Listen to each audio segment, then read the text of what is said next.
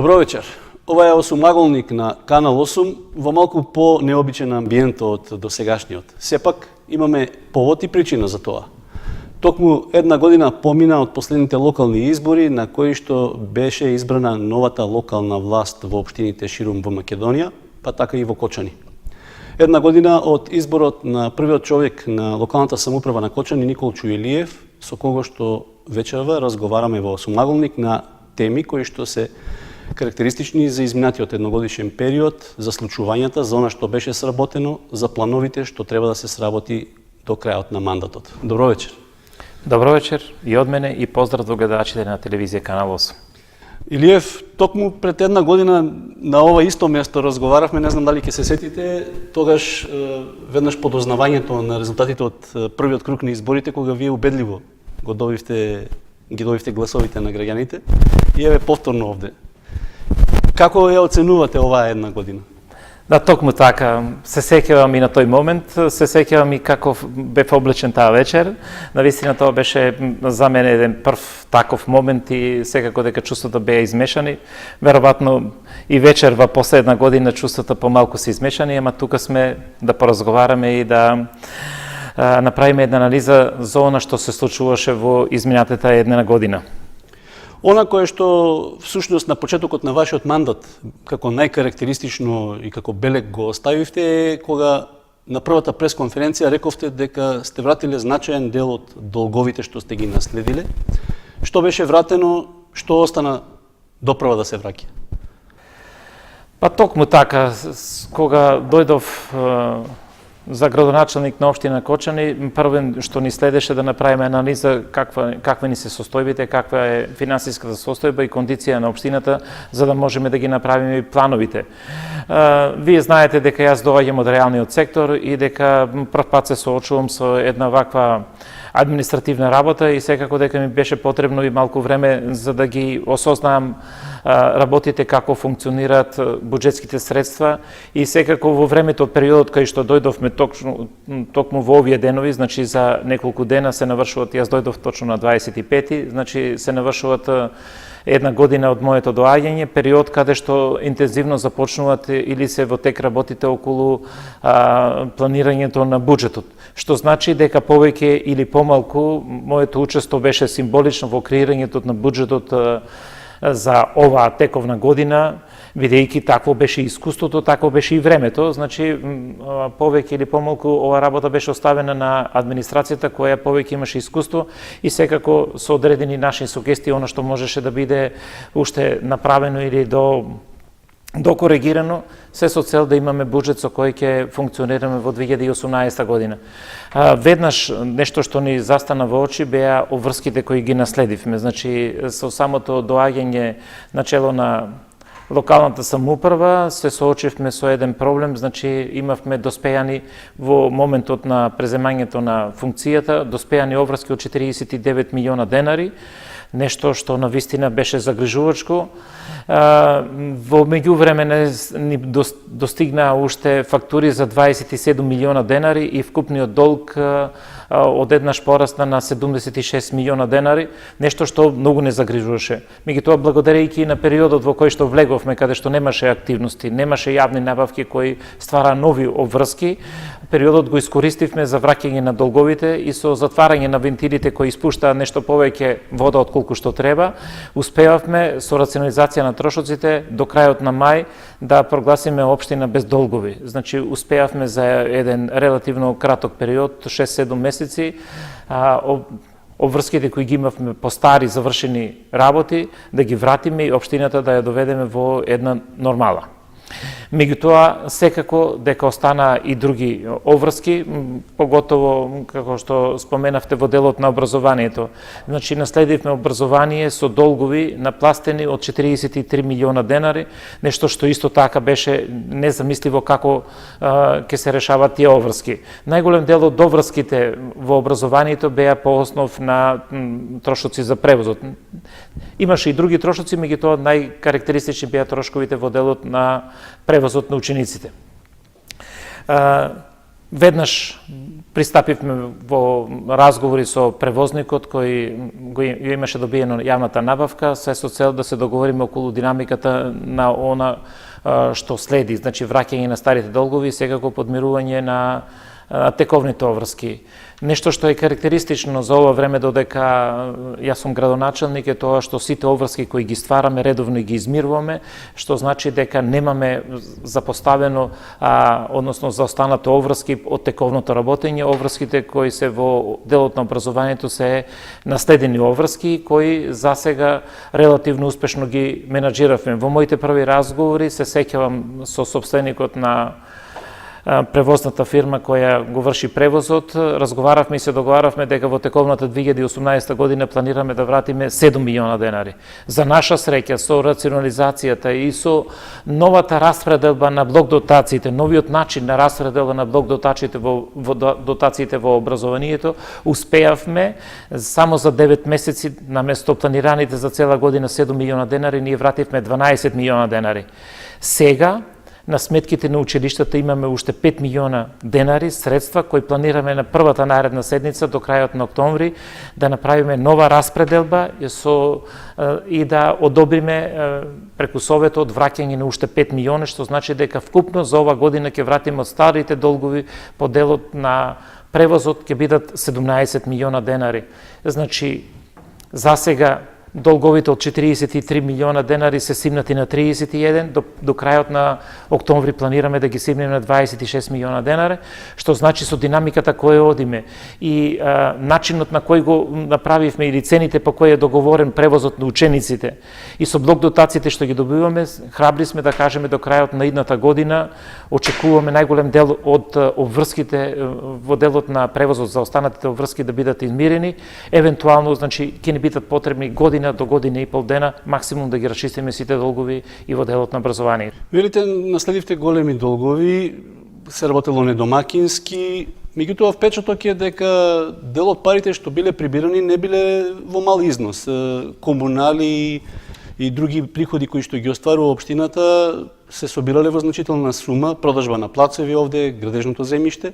Каде се трошеле парите?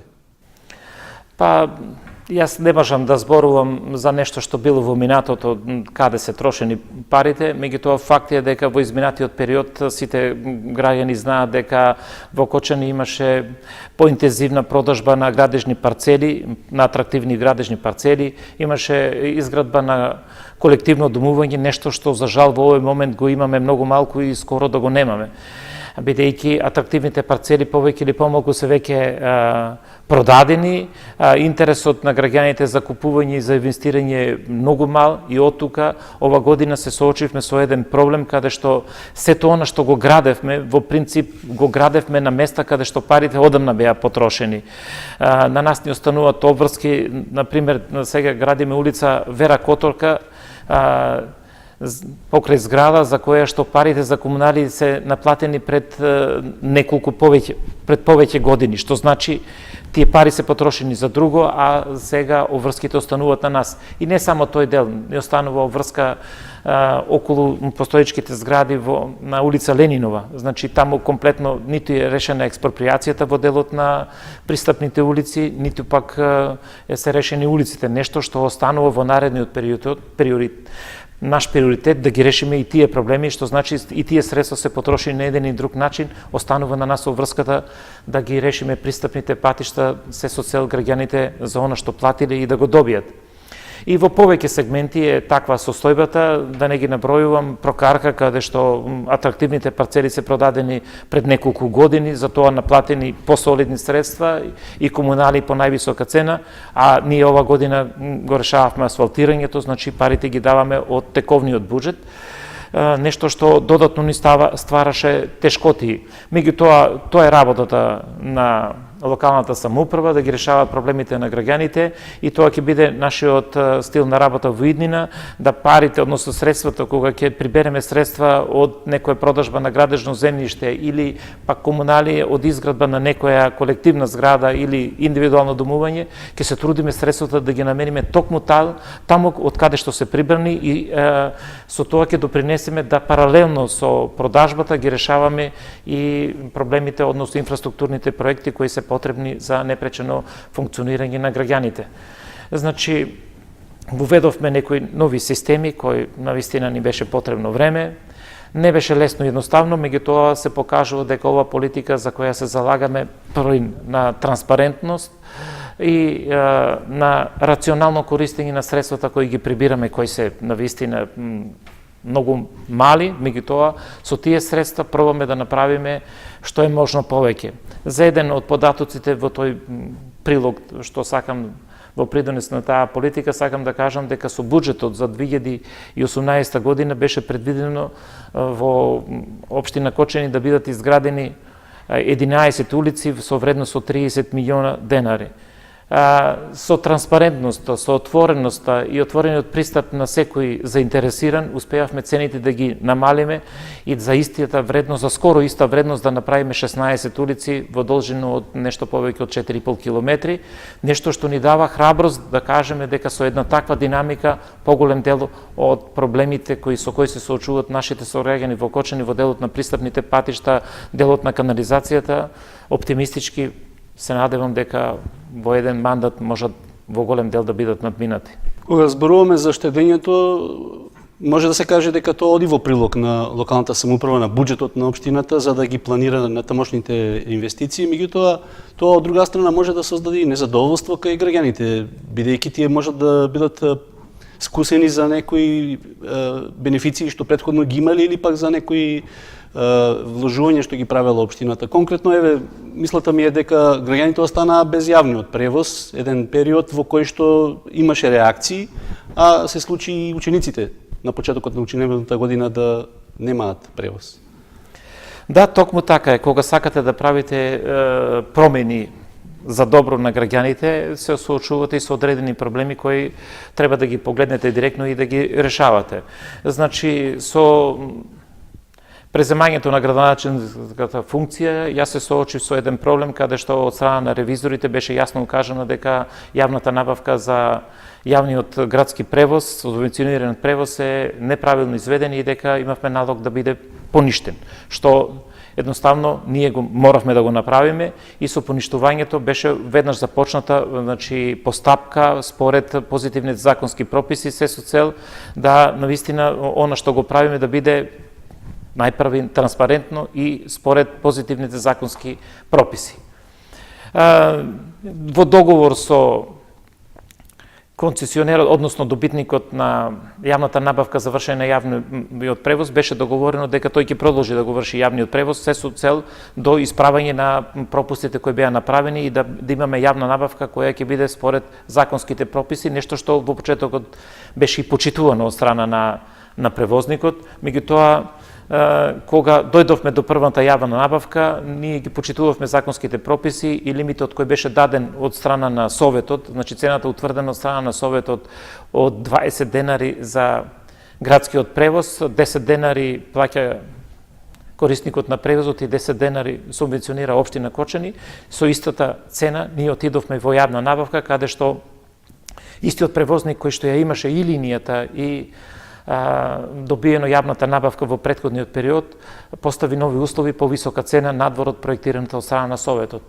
Нормално, за нас, она што е проектирано од Советот, за мене како градоначалник е законска обврска да ја почитувам. Не смеев да прифатам повисока цена од она што е проектирано од страна на Советот и затоа мораше да биде поништена јавната набавка и да одиме нова набавка, јавна набавка. И во вториот обид ни се случи истото, не ни преостануваше, односно да направиме трет обид, кој за наша среќа сега веќе имаме изберено превозник, повторно, значи градскиот линиски превоз субвенциониран ќе почне да се обавува, очекувам од понеделник, значи сите законски рамки се запазени, значи времето на жалби е стечено, немаме жалби, што значи дека останува само на превозникот да отпочне со со извршување на неговата обврска и значи граѓаните очекувам моje мислење, не сум разговарал со превозникот, вчера истече последниот ден рок за жалби, немаше жалби, значи очекувам дека од понеделник непречено може да го обавува по цена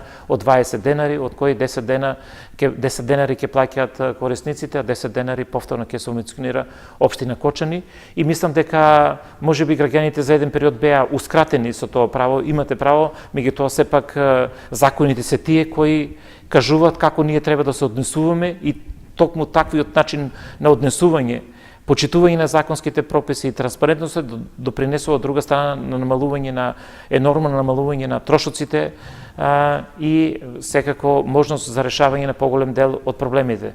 Го спомнавте и превозот на учениците.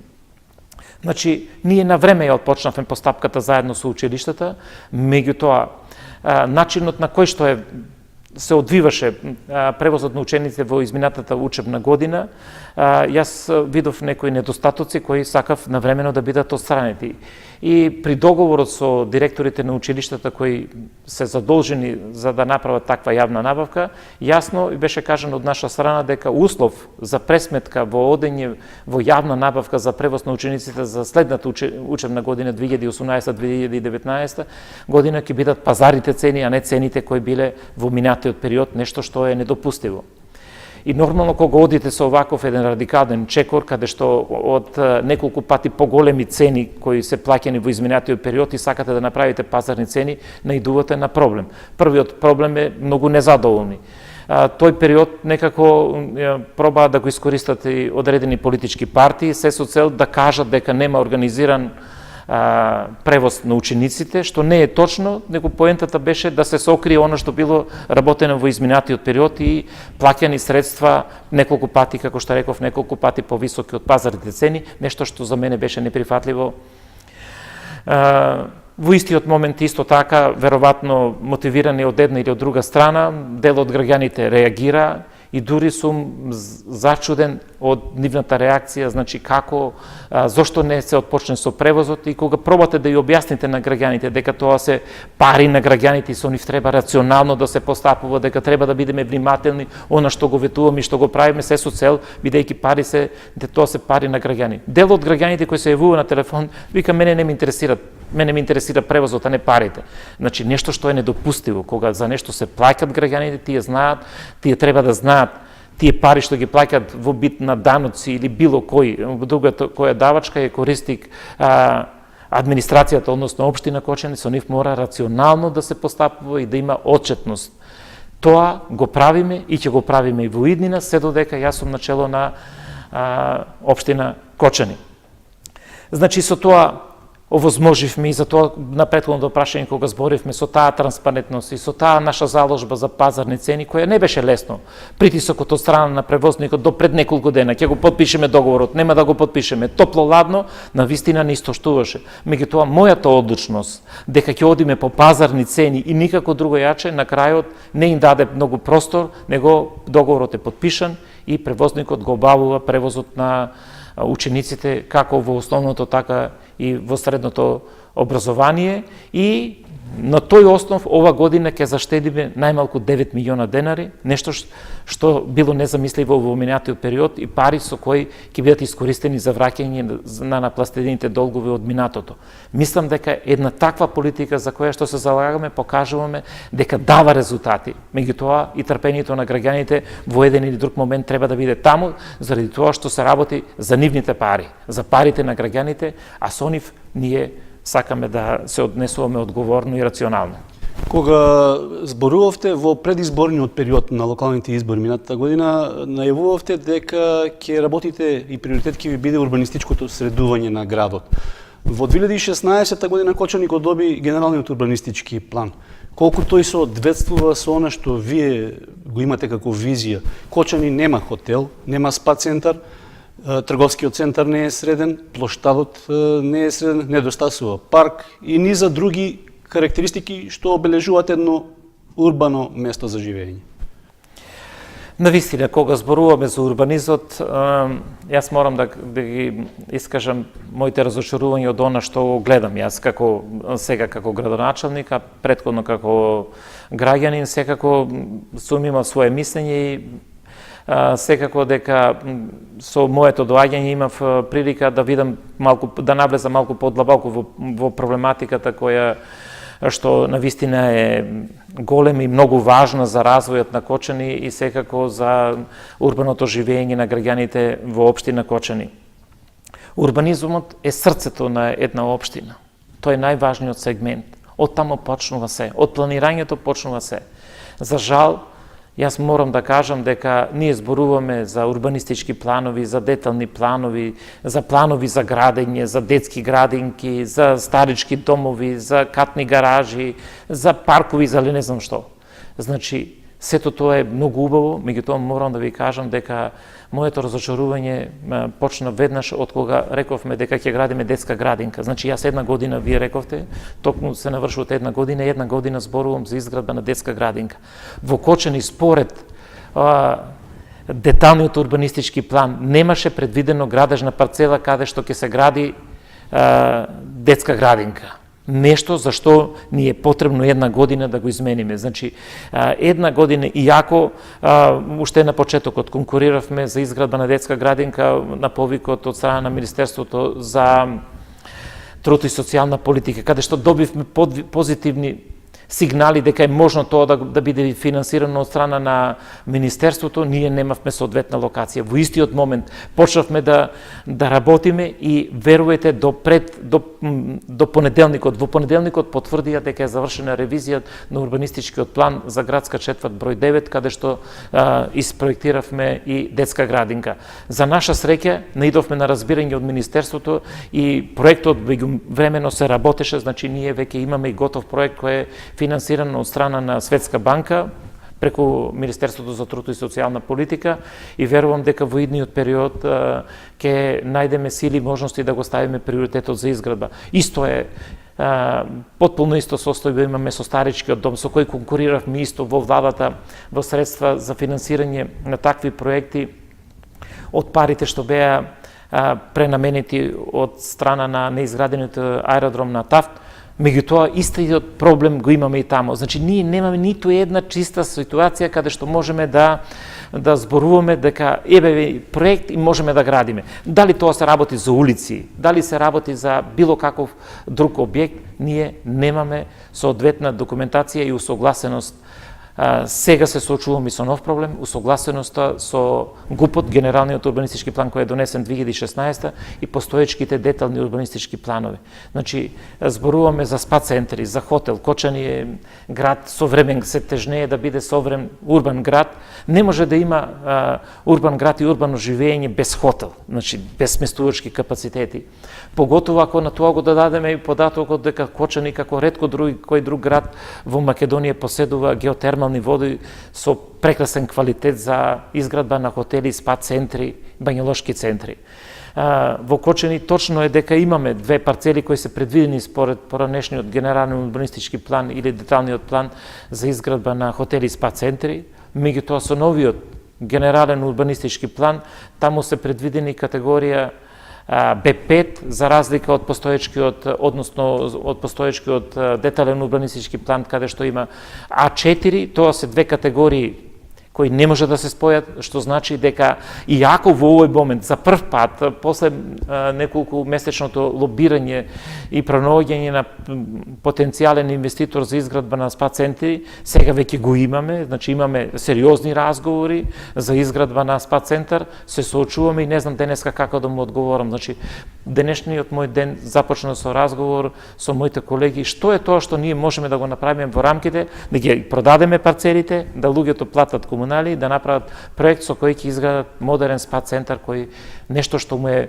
неопходно или навистина потребно не само на Кочани, туку и на цела Македонија. Бидејќи развојот на Кочани мора да се базира во овој момент покрај она што се вика индустрија, што го имаме и што го поседуваме и што треба да го гаиме, меѓутоа треба да ги користиме и природните богатства кои ни стојат на располагање, нешто што овој момент е особено интересно во целиот регион и нешто на што треба посветено да работиме. Значи, да се вратам назад, урбанистичките планови кои ги имаме, дали се генералниот, усогласеност генералниот со деталниот, изработката на деталните планови оди многу тешко и тука навистина морам да кажам дека ги разберам граѓаните, бидејќи за било каква интервенција во бирократските процедури се губи многу време, бидејќи надлежност на крајот за урбанистичките, за одобрување на урбанистичките планови е Министерството за транспорт и врски и навистина во тие лабиринти се губи долго време и навистина моето разочарување е огромно заради тоа што немањето на соодветни планови, урбанистички планови, детални урбанистички планови, проектите кои ги имаме на еден и друг начин, направени квази до некоја фаза, не можеме да ги реализираме. Во овој момент, навистина, работиме многу, се со цел да ги усогласиме деталните со генералниот урбанистички план, да ги прилагодиме проектите кои ги имаме на постоечките детални планови, се со цел во 2019 година да можеме да го реализираме она што ни е и задачка да направиме што е можно повеќе инфраструктурни проекти, односно да реализираме повеќе инфраструктурни проекти во делот на пристапните патишта, нешто што во 21 век е незамисливо да имате неасфалтирани пристапни патишта до домовите на граѓаните. Дали неусогласеноста на генералниот со деталниот урбанистички план е причина, да речеме, за да доцни изградбата на една катна гаража, која што е предвидена во центарот на градот? Зборувам за катната гаража како проблем во сообраќајот, затоа што можеби таа нема да го реши овој проблем, ама еве, се ветува во изминатите години и вакви инвестиции. Па први морам малку да ве коригирам, она што беше предвидено, односно што стои според деталниот урбанистички план во потесното градско подрачје е катна гаража која беше предвидена близу до поштата. Навистина таа парцела не ги задоволува потребите на граѓаните и навистина би било погрешно да се гради една таква катна гаража со такви димензии, нешто што за 40 на возила, дали ќе имаме или немаме паркинг простор, веројатно нема да го реши проблемот и затоа ние пристапивме по измена на деталниот урбанистички план за градска четврт број 6, тој е централното градско подрачје кое се работи.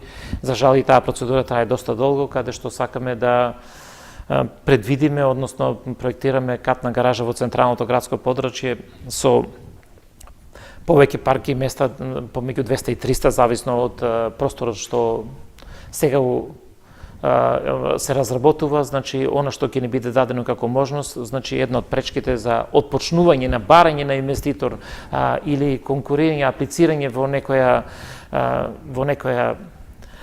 некој повик од страна на владата, до сега ни е оневозможено, бидејќи ние ниту имаме според деталниот урбанистички план предвидено катна гаража, а уште помалку проект за катна гаража, како и за многу други работи. Значи, на нас приоритет треба да ни бидат проектите, прво разработка на сите детални урбанистички планови и тука морам да кажам дека граѓаните мора да земат јавно поголем учество, се со цел кога ќе дојдат тие градски четврти да дадат допринос и да кажат што е тоа што е на нив потребно да биде предвидено, бидејќи навистина промената на деталните урбанистички планови е долг процес и било што да биде потребно покасно ќе ни биде потребно уште година или две да го промениме. Затоа сега додека ги изработуваме или работиме деталните урбанистички планови по градски четврт и мојот апел и повик до граѓаните да земат јавно учество, да ги кажат нивните потреби, се со цел тоа урбаниците да го земат во предвид и да биде предвидено и сето тоа после во делот на реализацијата ќе биде полесно, некако во овој момент, бидејќи ние се соочуваме со проблем немање на проекти, немање на детални урбанистички проекти, недоволно предвидени проекти во делот на деталните урбанистички планови, нешто што навистина е неотпустиво и тука мора пошироко да гледаме и да бидеме поамбициозни и прво да направиме адекватни детални планови според потребите на граѓаните, а после тоа да пристапиме кон изработка и на проекти за потребите на граѓаните. Пред да преминеме на сет прашања кои што се од друга област, би сакал уште малце само на урбанизмот да се задржиме. На средбата што ја имавте со студентите на архитектонскиот факултет денови во Кочани, Рековте дека во централното градско подрачје е направен пропуст со тоа што е дозволено да се доделуваат парцели, односно се дозволи изградба на индивидуални објекти наместо колективно домување. Со тоа би рекол на некој начин е централното градско подрачје на градот, каде што можеби можела и општината да добие поголем приход од продажба на парцелите, е на некој начин загубено. Сметате ли дека оваа грешка веќе не може да се поправи? Зборуваме за деталниот урбанистички план. Па, први, не можам да кажам дали тоа грешка. Сепак се тоа размислување и токму така во разговорот со студентите од архитектонскиот факултет што се одржа неодавна, кога разговаравме за можностите за развојот на Кочани, секако дека една од мојата сугестија на младите студенти и на идните архитекти беше да бидат похрабри и да ја гледат визијата за она што го работат во следните 50 години, бидејќи на вистина урбанизмот на почетокот реков дека се срцата на општините и без едно правилно планирање нема да имаме добра иднина. Она што го споменавте за централното градско подрачје, точно тоа беше еден мој коментар кој аз го реков и кој тоа повеќе пати го имам до сега кажано и разговарано со моите соработници во делот на урбанизмот, дека според тоа што јас го гледам и сите вие кога патувате надвор од Македонија во Европа, во принцип централните градски подрачја се предвидени за колективно домување и за бизнис, значи а не најмалку за индивидуално домување. Мислам дека во Кочани, според сегашниот детален урбанистички план за централното градско подрачје, се предвидени многу мали парцели и прават многу проблеми. Прво, проблемите се во делот на изработката на урбанистичкиот план, а второ е проблемот на општината во реализацијата на инфраструктурните проекти или потреби на граѓаните кои ќе градат во тој дел. Пристапните патишта, експроприацијата во централното градско подрачје е многу скапа. Значи, вие ако градите индивидуално домување, треба да направите на секако приставен пат, да му направите соодветна канализација, водовод. Значи, целокупната мрежа треба да биде променета. За тоа се потребни средства, а тие средства не можете да ги добиете ако градите мали кукички во централното градско подрачје. Сето тоа се решава со повеќе пари, а парите знаеме од каде може да се добијат во било која општина и во општина Кочани, значи од плаќање на комунали во делот во изградбата на колективното домување. Мислам дека моето мислење одеше во правец дека и граѓаните кои имат мари парцели ќе можат подобро да поминат или да профитират ако се здружат сите заедно и да се направи една поголема маркица за колективно домување и секако дека бенефитот ќе биде поголем за сите, како за самите сопственици на земјиштето кои го имат во тој дел на градот, а така и за граѓаните бидејќи со тоа ќе се овозможи со еден прав урбанистички план, како што сега е започнат блок А и блок Б, ако тоа се продолжи вака до поштата или до гимназијата, секако дека една пешачка зона, што му е потребна на Кочани, ќе ја добиевме во тој дел.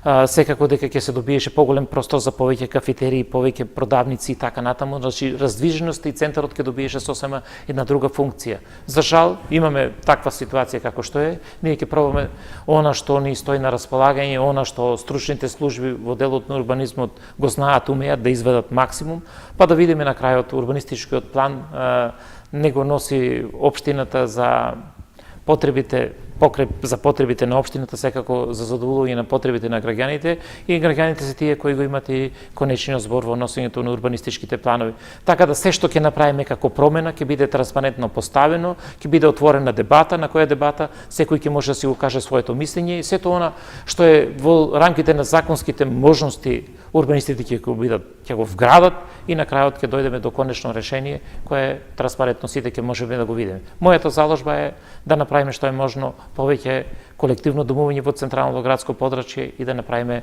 една убава пешачка зона за која ми е неопходна на граѓаните на општина Кочани. Можеби не е толку комунален проблемот, сепак бара на некој начин комунален пристап е прашањето околу паркинг просторот и сообраќајниците во централното градско подрачје. Овде сметам пред се на решавањето на едно тесно грло на улицата Ленинова, поранешна Ленинова, сега Стево Теодосиевски, каде што на вистина улица која што е можеби и главен излез на градот е често зафатена од паркирани возила. Значи, паркирањето и решавањето на сообраќајниот хаос во градот останува како проблем во наредниот период. Па во повеќе наврати разговараме и на ова прашање, не само Кочани, туку и по скоро сите градови во Македонија се соочуваат со тој проблем, немањето на соодветен паркинг простор за паркирање на возилата.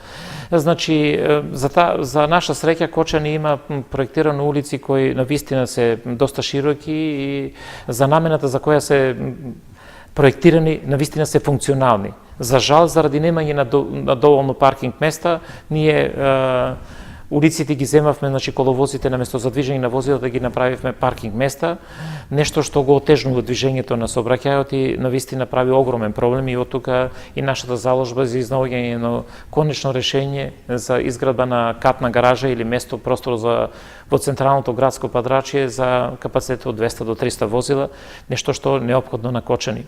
Зборувам за централното градско подрачје, бидејќи ние имаме решение да го направиме тоа малку подалеку. Меѓутоа, познавајќи у менталитетот на граѓаните, дека сите ние, кога сакаме да дојдеме во кафичи, ако е можно пред вратата на кафичот и да не влеземе внатре, значи неопходно е да го најдеме тој простор во делот на централното градско подрачје. Во спротивно ние имаме простор да го направиме негде надвори со помалку средства. Меѓутоа, јас сум убеден дека никој нема да паркира и повторно ќе го имаме истиот проблем. Од тие причини бараме соодветна локација во централното градско подрачје. За улицата која што ја напоменавте, навистина е недопустиво тоа што се прави и веројатно тука морам да кажам дека и сообраќајната полиција треба да ја одигра својата улога, односно да се заврши својата задача онака за што е и наменета и да почне да применува казнени мерки, бидејќи ние како несовесни возачи не можеме да правиме хаос кој прави проблем на сите други граѓани. Значи, еден од решавањето на проблемите е почитување на законските прописи, таму каде што е предвидено дозволено паркирање каде не може паркирање, полицијата треба да реагира.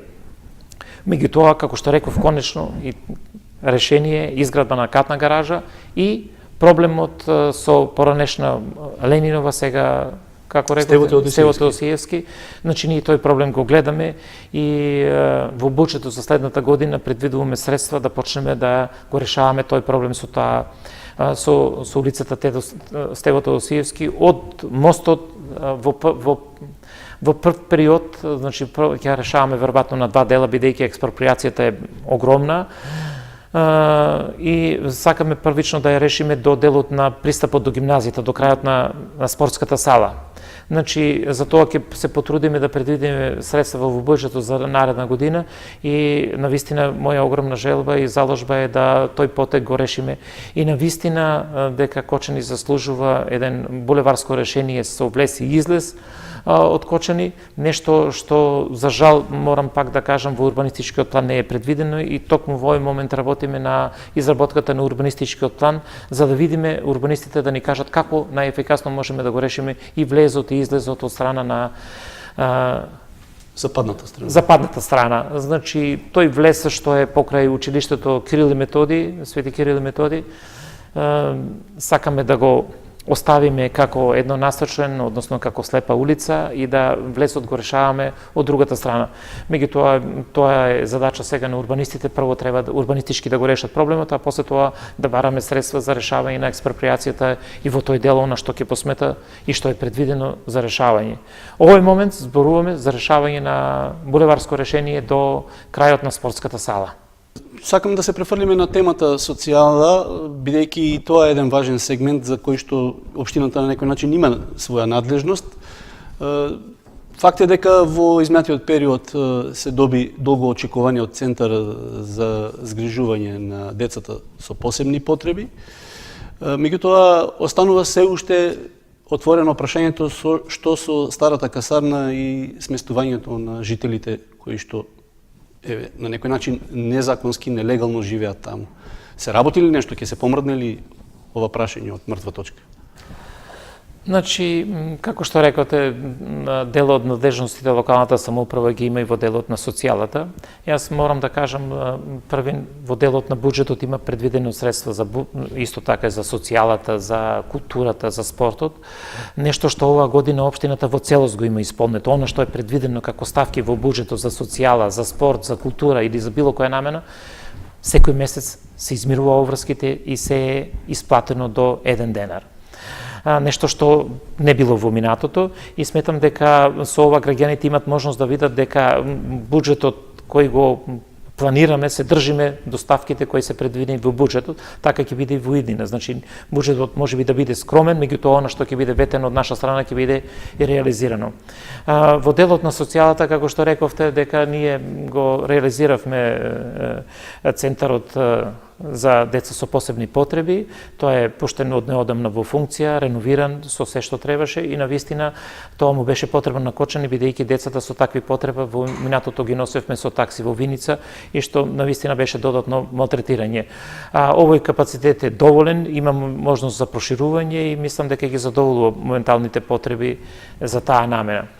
Во правец на тоа морам да кажам дека во текст е уште пред отварање уште 2 простори за деца за предучилишна возраст, односно за ран детски развој.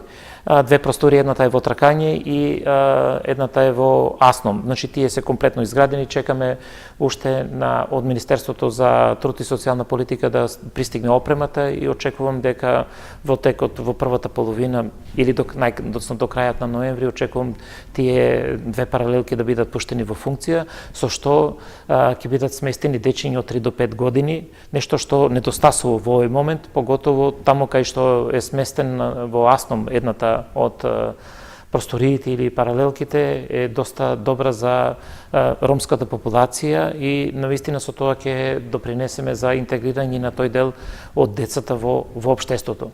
Еден од горчливите проблеми во делот, јас не би рекол дека е во социјалата, ама сепак е социјален проблем, секако е деценискиот проблем со диво вселените во касарната во Кочани.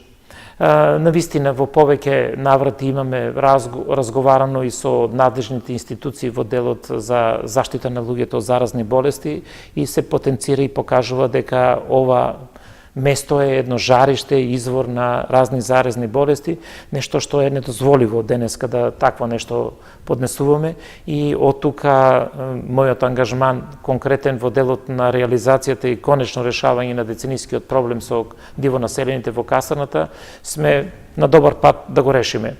Нешто што овој момент го направивме, значи изнајдовме соодветна локација за изградба на 24 куќички за сместување кои ќе бидат во сопственост на општина Кочани и кои ќе бидат времено доделени на загрозените лица сместени во делот на кои во моментот се сместени во касарната и мислам дека со тоа ќе го решиме овој проблем. Значи, нешто подалеку сме, е направен урбанистичкиот план, се работи на конечната проектна документација и со помош на централната власт очекуваме дека овај наш приоритет во првата половина од наредната година ќе биде решен.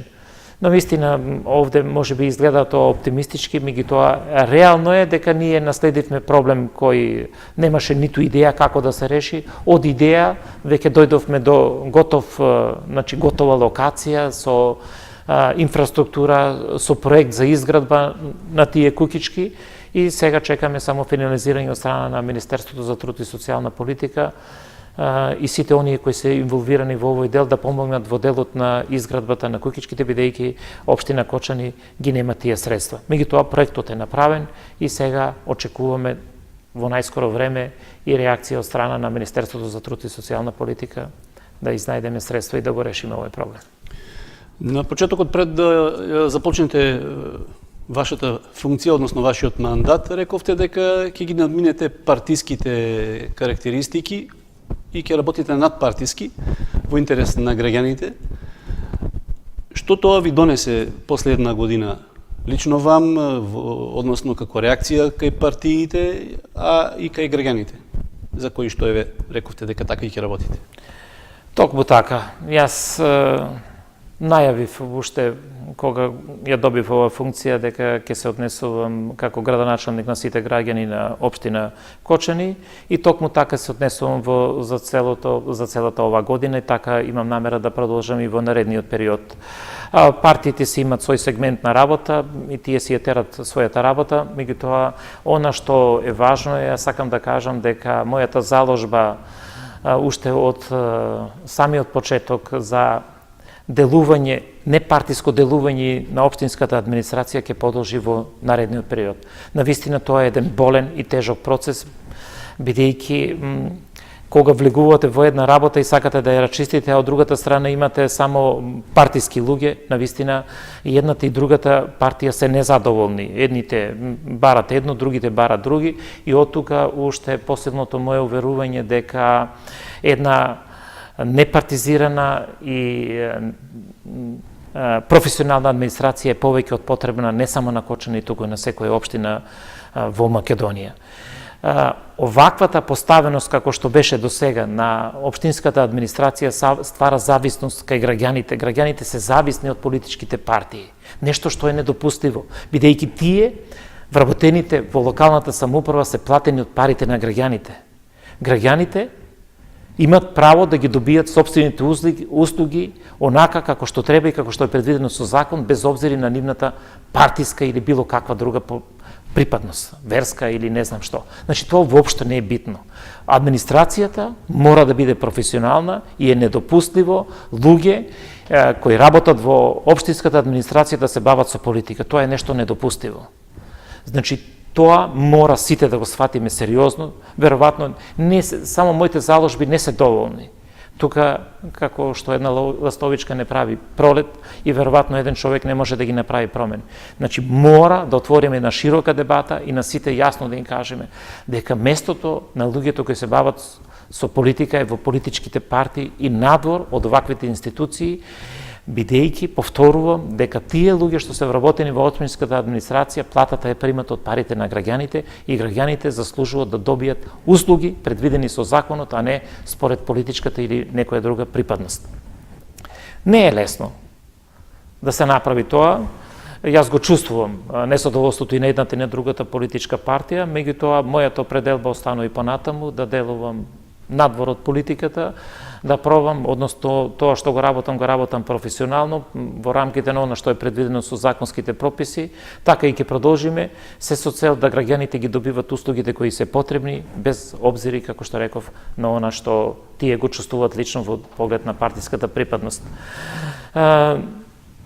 Мора да сватат и партиите дека локалната самоуправа не е место за мерење на силите, туку тоа се изборите. Луѓето имат право на изборите да го кажат своето мислење, меѓутоа кога се на своите работни обврски, на своите работни места треба да ги исполнуваат само своите поставени професионални задачи и професионално да ги извршуваат и ништо повеќе.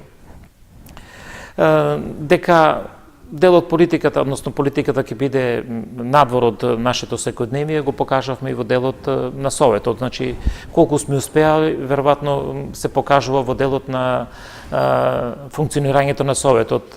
Значи, јас во неколку наврати го искажав моето задоволство во соработка со советниците во Советот на општина Кочани и како што гледате, во најголем дел од одлуките се носат едногласно, бидејќи оно што ние го бараме или што го предлагаме на Советот се работи за проекти кои се од интерес на граѓаните.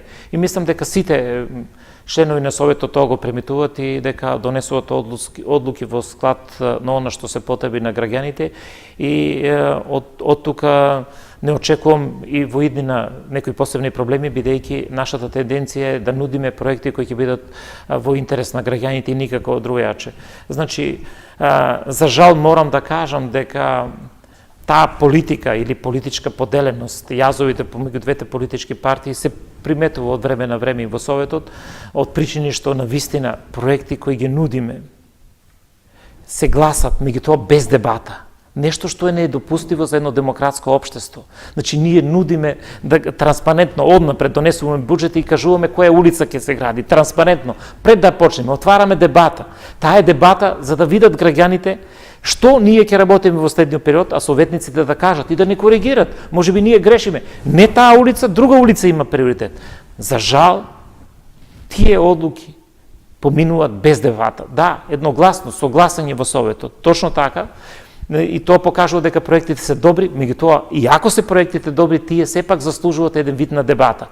За жал, дебатата се отвара само кога се отварат некои политички прашања во кои јас како градоначалник или локалната самоуправа ниту има ингеренции, ниту произлегуваат од локалната самоуправа. Значи, кога произлегуваат прашања од една или друга политичка партија, се отвара дебата и тогаш се продлабочува и се гледа колку е голем јазот помеѓу политичките партии, додека правата дебата, потреба од интерес на граѓаните за инфраструктурните проекти, за жал, изостанува. Кога зборувате дека потребно е надпартиско работење, посебно во локалната самоуправа и вие како прв човек на општината, впечаток е дека како да се дистанцирате од изборот и поставувањето на нови раководни кадри на институциите за кои што е надлежна општината, па се добива впечаток дека на некој начин друг одлучува за тоа, а вие немате никакво влијание, а од друга страна треба да соработувате со овие раководители. Каква е соработката? Има ли проблеми?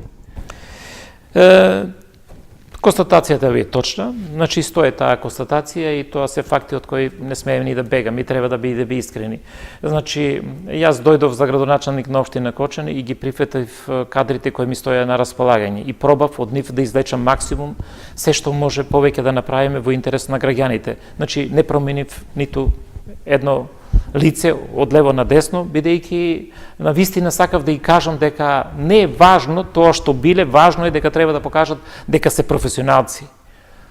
Не го постигнавме тој резултат, тој ефект го нема до крај, значи се соочуваме заради одредена припадност на одредени луѓе на одредени политички партии, се однесуваат така како што се однесуваат, нешто што е недопустиво и дека во следниот период сигурно ќе следат и мерки кои се помалку популарни, меѓутоа ако му дадете на некој шанса и шансата не е искористена во прав правец, оди во друг правец, тогаш ништо не ви преостанува друго, односно да преземете и непопуларни чекори кои на крајот мора да дадат резултати. Граѓаните тоа го очекуваат од нас.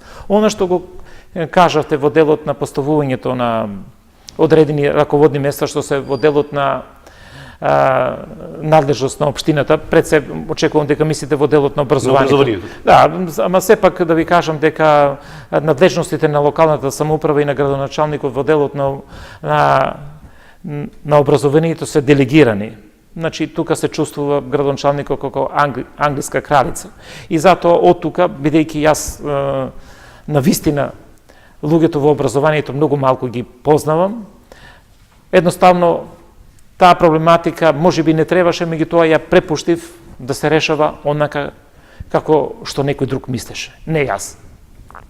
Тоа не значи дека бегам од одговорноста, значи на секој директор на кој му е даден шанса да биде директор, му се дадени одврзани раци и не се мешам во политиката на вработувањето. Значи, образованието е една институција која е навистина доста руинирана и секој натамошно мешање на било кој од страна може само да допринесе за влошување на состојбата, а не за подобрување. И сметам дека луѓето кои работат во образованието се најповикани и најодговорни за подобрување на условите и за функционирање на образовниот систем. И од тука, значи, со чиста и мирна совест и дадов право на директорите кои се избрани за да ја менеджират училиштата, да бират кадри, какви тие мислат и со какви тие мислат дека ќе можат да го организират образовниот процес, кој навистина е повеќе од потребен за нашите млади. Дали сето тоа е така, треба да и дадеме простор и време да видиме и дека не бегам од одговорноста, покажувам дека сум спремен секој оној од директорите кој е поставен на било која установа, која е надлежност на локалната самоуправа, пред себе мислам овде на образованието, дека сум спремен да направам замена се во интерес и на вработените и на учениците кои учат во тие училишта. За сега немам такви сознанија, остануваат така како што е, меѓутоа одговорно тврдам дека секое пречекорување на или неисполнување на работните обврски на било кој поставен директор од моја страна, истиот ќе биде во ист момент разрешен. Нарушили ли се на некој начин контактите, довербата со политичките партии и вие како градоначалник? Па морам да ви кажам дека ја не сум имал некои посебни контакти со политичките партии, тоа било на ниво како граѓани со граѓани, значи комуницираме, разговараме и со едната и со другата политичка партија, секако дека повеќе со политичката партија која ме поддржа на претходните избори, ама тоа не значи дека и со другите не разговарам, поготово советниците ги чувствувам како дел од мојот тим и со нив отворено и транспарентно разговарам и со сите други, значи политиката е една работа во која јас не наблегувам и секој човек и граѓанин одлучува за неговата и политичка припадност и за негово делување, така да тука оставам секој сам да суди. Јас останувам и понатаму надвор од политиката, немам намера, бидејќи нити ја познавам, нити сакам да се инволвирам во тој дел, нешто што не го знам, не сакам ни да го работам. Да преминеме на една тема која што е исто така актуелна и важна за локалната самоуправа и работењето е средувањето на комуналните проблеми. Конкретно не мислам на оние карактеристични и класични комунални проблеми како обезбедување водовод, канализација, туку еден проблем кој што е карактеристичен и во целата држава, не само во Кочани, проблемот со бездомните куќиња. Струмица го реши овој проблем, би рекол, на еден малку поефикасен начин со изградба на еден регионален стационар. Вие во исто време сте и председател на Источно-плански регион, односно на Советот на градоначалници на регионот. Може ли да се размислува и во Источниот регион една, би рекол, еден начин на решавање регионално на овој проблем?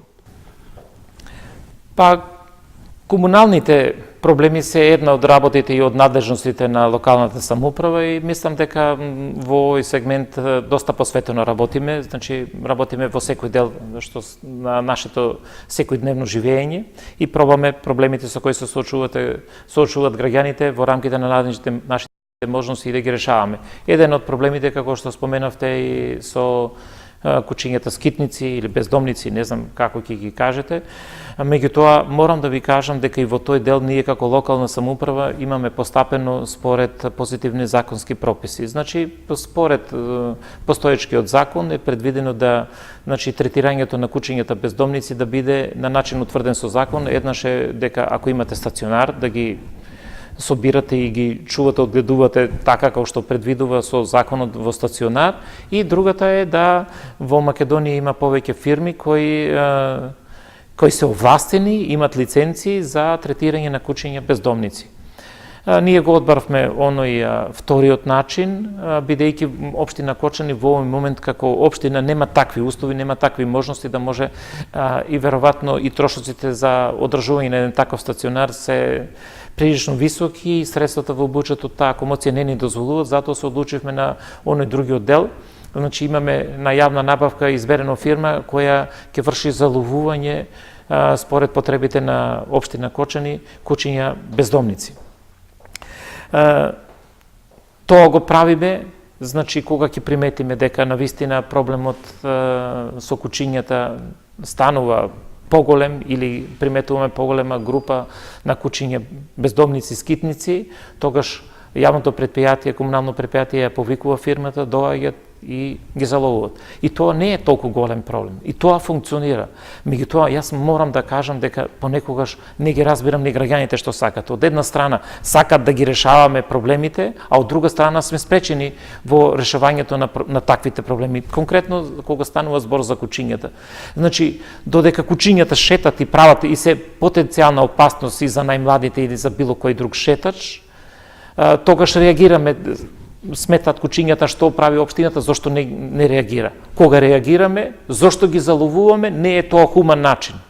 Значи, ние постапуваме според законот.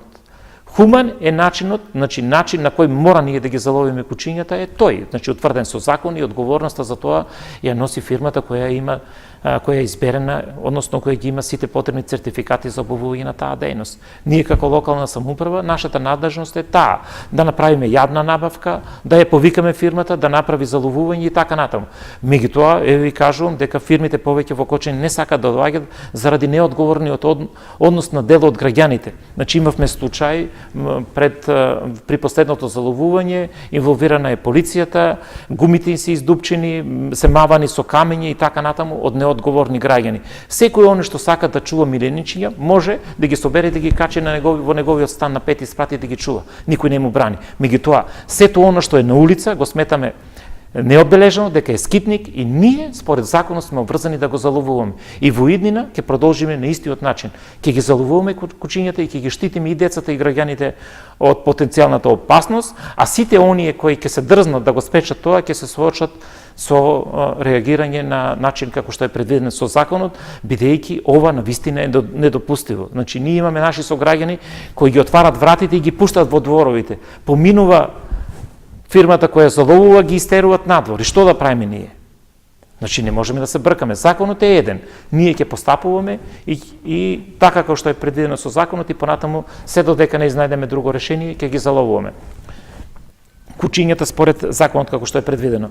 На вториот сегмент, вториот дел од прашањето, точно е дека јас сум председател на Советот на Источно-Плански регион и дека за повеќе прашања кои се од интерес на жителите на Истокот, разговараме транспарентно и за две прашања водиме сега дебата да го направиме регионален пристап. Едно од тие прашање е прво решавањето на проблемот со комарците, значи и тоа прашање не треба да го заобиколиме, иако не ми го поставите, меѓутоа сакам да одговорим и на тоа, дека ние се соочуваме со проблем, значи општините се толку блиски една до друга, значи ние имаме поранешната општина Кочани, три општини Кочани, Чишиново, Облешево и Зрновци, кои и територијално се многу блиски и поврзани со се што не поврзува. Значи, прскањето на една општина денеска, на другата после 3 дена или после 10 дена и така натаму не го дава потребниот ефект. Значи, ние даваме пари, меѓутоа ефектот го немаме. Од тие причини, јас како председател на Источно-Планскиот регион, на Советот на Источно-Плански регион, покренав иницијатива на една од седниците да ние размислуваме и разговараме за регионално третирање на проблемот од комарците. Значи, од Штип до Берово, Делчево да го завршиме онака како што треба. Истиот тој начин го споменавме и бараме решение заедничко во делот на третирањето на кучињата скитници. Значи, проблем со кој се соочуват сите општини и навистина размислуваме да најдеме едно соодветно решение за целиот Исток. Ова е и од причини што понекогаш имаме такви сознанија дека кучиња заловени од еден град се пуштат во друг град и така натаму, се со цел да го надминеме тој проблем, значи размислуваме да делуваме малку поорганизирано, односно кога ќе го правиме заловување, да го правиме во сите општини, во еден ден. Со тоа се избегнуваат и манипулациите, дали некој ги заловил па ги испуштил во друга општина и од друга страна дека ефектот ќе биде сосема друг.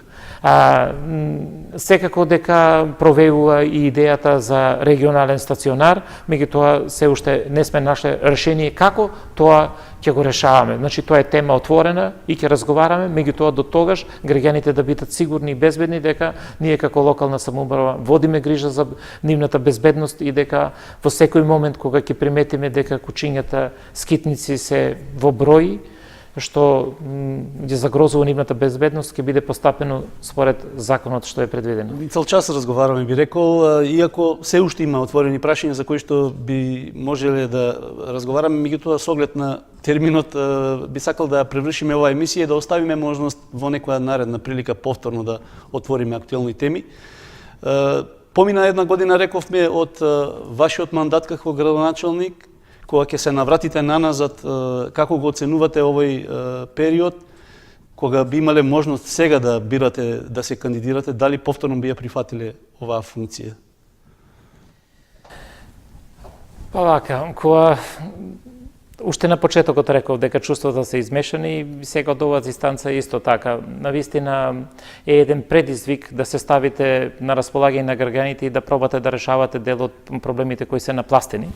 Тоа е една убава задачка и една убава работа и, например, навистина чувството е убаво кога успевате да решавате проблеми со кои се соочуваат со граѓаните. Меѓутоа, за да таа функција градоначалник биде онаква како што треба, навистина сметам дека уште многу треба да се работи и навистина, како што во неколку наврати реков, дека една професионална администрација, а не партиска администрација е неопходна за да функционира и да биде тоа задоволство и за граѓаните и за тој што ќе обавува функцијата како градоначалник.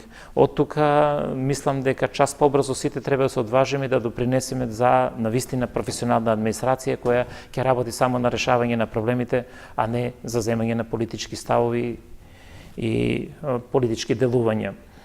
Она што го рековте, значи, нити сум некогаш размислувал и нити сум имал некогаш желба да бидам градоначалник или да бидам нешто. И ако ме прашате за сето ова што го работам, навистина го работам со огромна љубов и со желба да покажам дека работата во локалната самоуправа може да се одвива и на еден друг начин, не само со политика, значи со делување на политичките партии.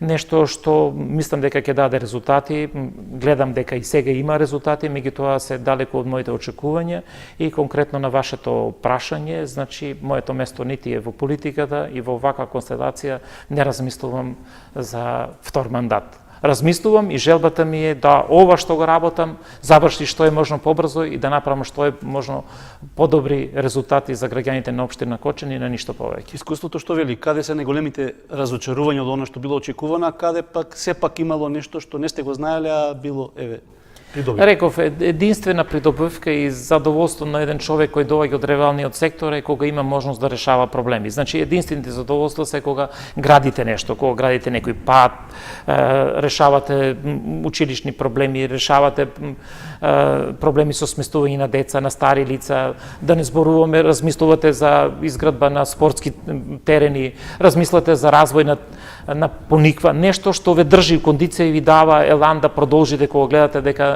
нешто навистина позитивно се случува. Разочарувањето кога ќе се вратите во канцеларијата и кога ќе го видите партиското окружување кое размислува за нешто друго, како да направи некоја сопка, да не направи нешто добро. Значи, место за се уште мислам дека е рано да дојдат луѓе надвор од политичките партии за градоначалници. Истото го сметам и во овој момент и за Кочани. Веројатно, еден градоначалник со една политичка припадност можеби ќе действуваше сосема другојаче и резултатите не можам да ги кажам какви ќе бидат, меѓутоа задоволството на една или друга политичка партија можеби ќе бидат поголеми, а ништо повеќе. За граѓаните секако дека ќе останеа само проблемите. Ке ни останат уште 3 години да разговараме за работите што биле планирани, кои што се завршени. Уште толку години, велам, од вашиот мандат, инаку веројатно ќе се разговара. Тоа вие го рековте, јас не го реков. Значи, јас не зборувам колку долго ќе трае мојот мандат. Само можам да кажам едно, да порачам на граѓаните да бидат сигурни, уверени во она што го работам професионално и одговорно, се во интерес на граѓаните, а за периодот во кој ќе ја извршувам градоначалничката функција, за сега не зборувам. Јас ви благодарам за разговорот вечерва, верувам дека барем дел од она што ги интересираше граѓаните одговоривме, за оние прашања кои што останаа отворени. Во следна прилика реков, можеби и низ секојдневното комуницирање и дневно информирање, ќе одговориме на дел од проблемите, односно прашањата и дилемите. Благодарам и на вас, благодарам на поканата. Навистина со задоволство ја прифаќам секоја покана од било кој медиум. Задачата и целта е не само да работиме, туку и граѓаните да ги информираме и за она што го работиме и што сме го сработиле, меѓутоа и да ги информираме за нашите идеи и планови, како планираме да ги решаваме проблемите со кои ние како граѓани или со граѓани се соочуваме секој ден. И одовде порачувам дека има уште многу прашања на кои навистина не допревме, за кои треба и заслужува да разговараме и се надевам дека во скорешна прилика ќе се сретнеме повторно и ќе отвориме темите за буџетот и за плановите за реализација во следната 2019 година. Ви благодарам. Почитувани гледачи, Николчо Илиев, градоначалник на општина Кочани, вечерашен наш гостин во Сумаголник. Повод беше токму едногодишниот период во кој што тој ја извршува функцијата прв човек на општината. Благодарам за вниманието и пријатно.